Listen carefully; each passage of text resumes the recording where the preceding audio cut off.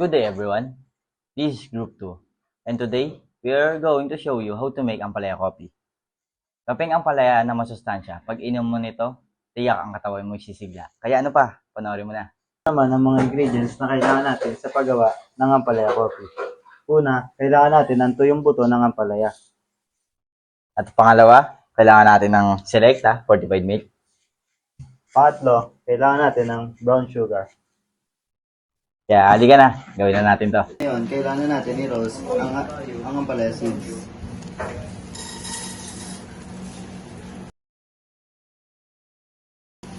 Kailangan natin ito i-roast ng 4 to 5 minutes.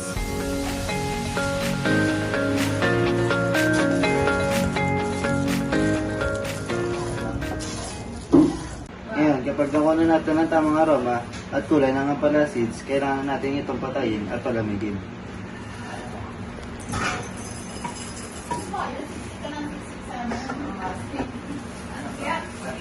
Sunod, kailangan natin i-grind ang ampalaya seeds.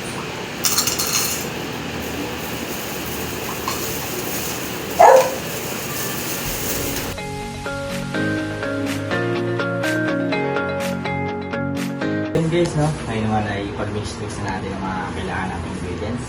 Ngayon ay kailangan natin ng 1/3 cup ng hot water, 1 and 1/4 teaspoon ng fresh ampalaya seed, at 3 teaspoon ng brown sugar, at higit sa lahat ng pinakauli, kailangan natin ng 1/3 cup ng fresh milk. Kaya tara, mix-mix na natin to.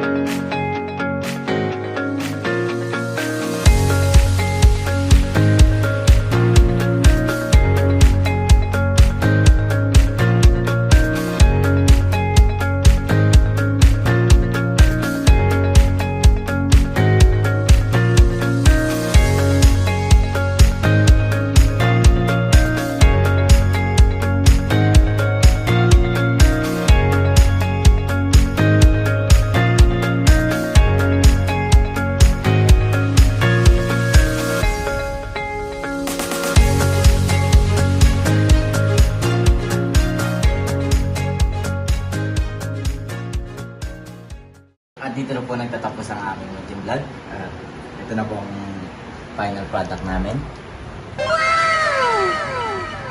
Salamat po sa panonood.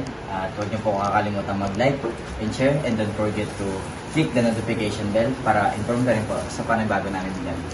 Thank you po.